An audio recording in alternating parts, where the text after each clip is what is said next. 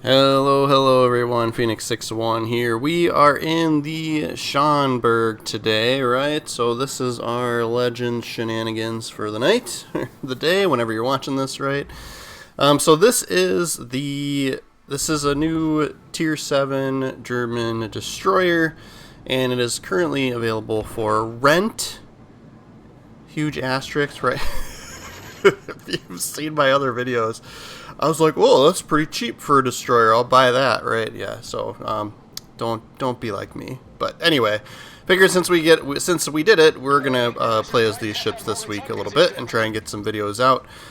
So here is a decent one to sort of highlight the pros and cons of the Schonberg. Right? So the big thing with this ship is going to be the sonar. So this has a 5.6 kilometer range sonar for picking up ships, and we're just going to play into that, and that's going to be our strategy here, right? So we spawned mid, we're being a good little boy destroyer, and we're going for the zone. We got a couple of spots early on here, but we're going to take advantage. We know there's another destroyer in here because the zone got contested, so I pressed in a little bit more and then tripped the sonar, and then sure enough, there he is.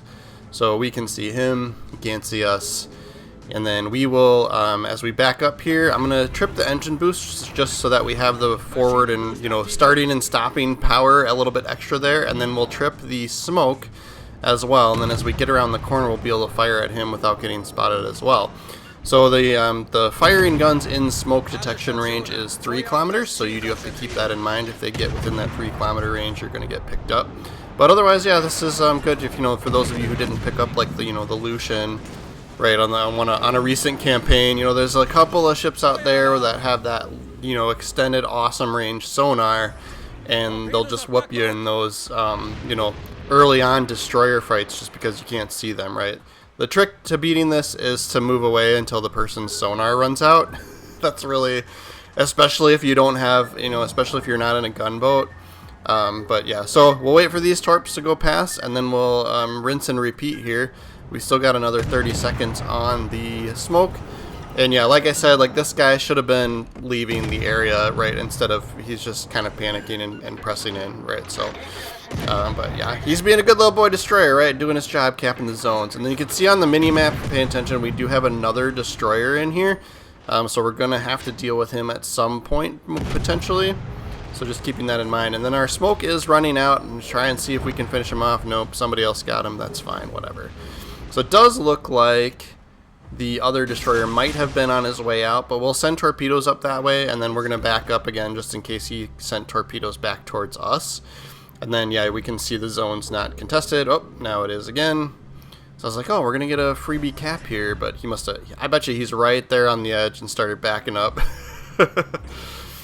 He's testing the waters on my sonar range, or if it ran out, right? So this guy is the example of what to do when you run into someone, run into a destroyer with sonar in the zone. So I'm going to back around the corner, see if we do or don't get spotted here. I'm going to send torpedoes. I bet you he's a little more tucked away in the corner off to the right here, but so my detectability on here, the way I have this build, isn't the greatest, right? As you can see up in the top left, it's 5.9. So a lot of other destroyers at the tier are probably a little bit better. And it's just because I built into, you could make it better, but I built into the guns a little bit more, I think.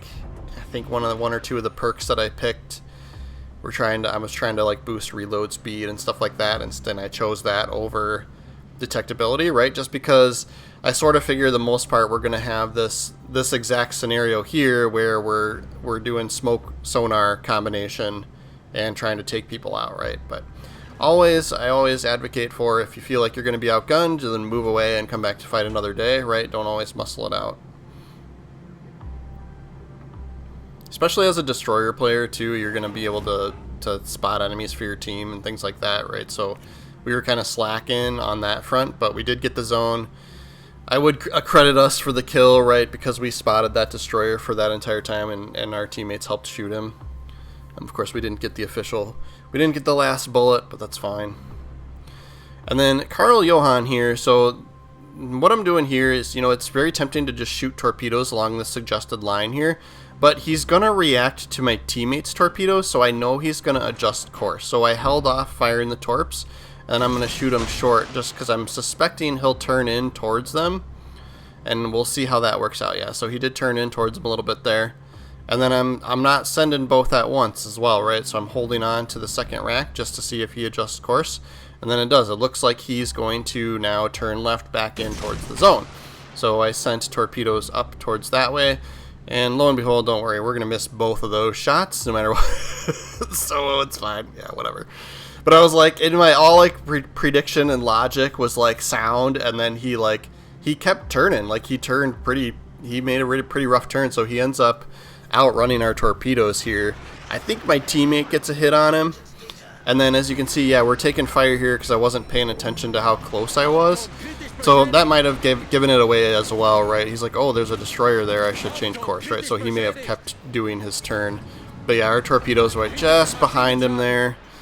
Then I think my teammate gets lands one here, or yeah, something hit him because he's got engine damage and it looks like he's burning or flooding or something there. He's bleeding. So as he moves forward, I'm going to try and get in towards and challenge the zone. There are the two remaining destroyers are both over here. Those are Carl Johann torpedoes that we dodged there.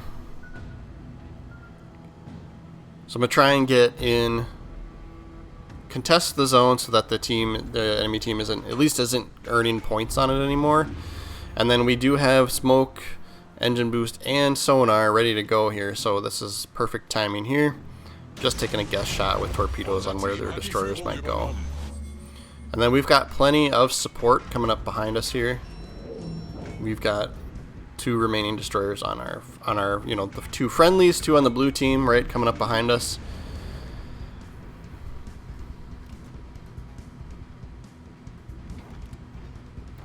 And I'm hanging out with our, destroyer buddies here, but I kind of prefer to let, a lot of times prefer to let the enemy press in towards you versus the other way around. And so we can see somebody's picking up these destroyers. We're going to help out with them. And then the Z-23, he is within our sonar range, right? It's 5.6, so I trip our sonar. That's possible the solution is that's how they're getting picked up as well anyway, but we'll trip it. We know ours lasts probably pretty long compared to his. Almost 2 minutes out of this. It's perfect.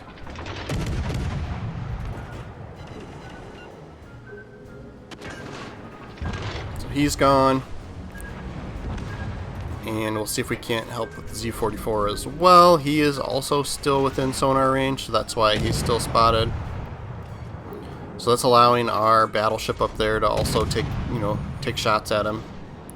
I was kind of like, well, let's see if we can get torpedoes off on the battleships, and then we can help gun down and chase down the Z-44. He's not like, he's just tucked away there where we can't quite get hits on him.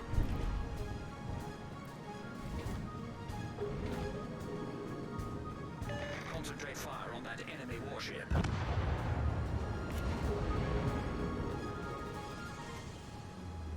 This Heisen's gonna turn away too. Okay, see if we can help finish the Z-44. Oh, dang it, just went unspotted.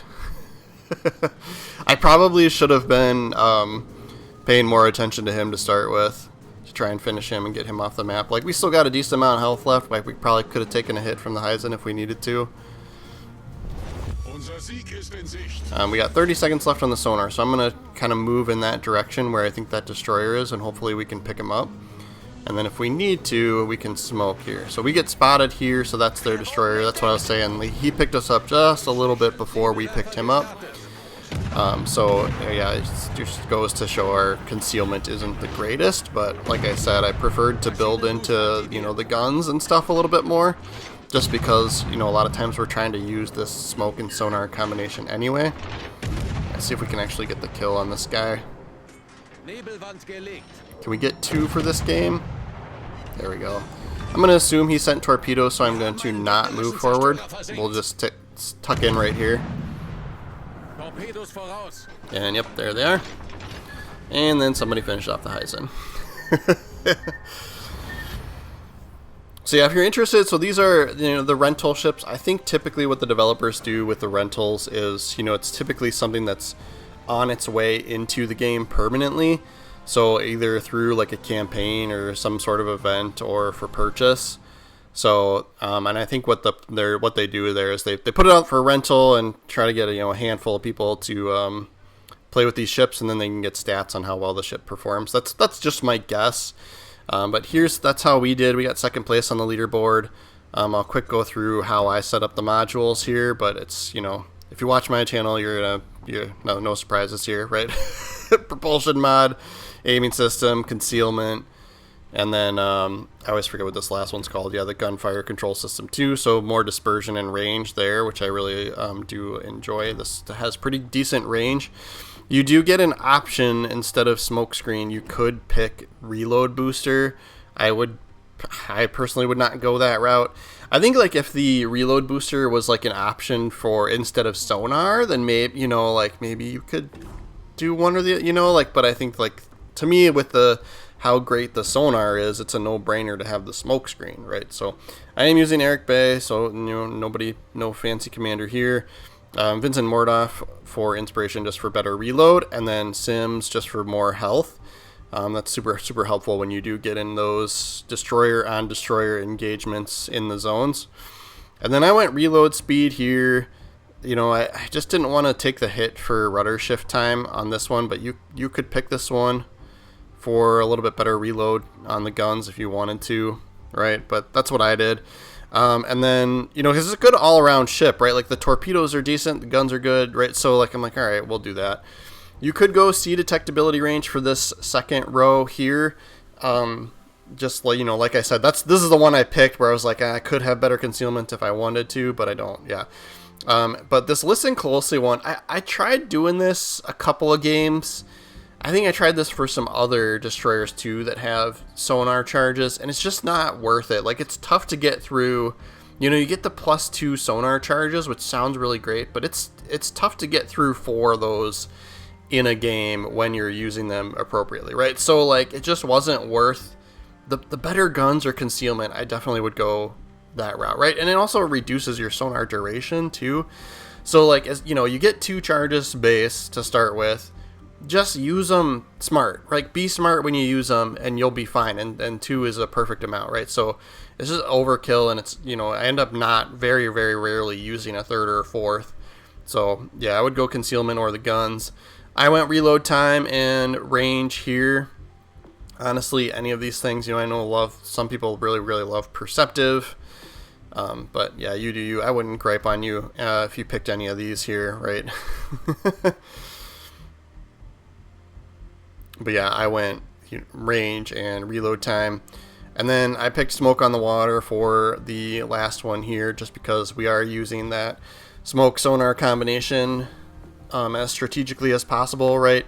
He does have this unique perk, this Torpedo Royale, that gives you better speed and damage, but then it also makes your torpedoes more easily spotted as well, the torpedo detectability. So I'm like, well, that kind of negates the speed purpose then, so to me that one's not worth it. So smoke on the water is my solid choice there for this build.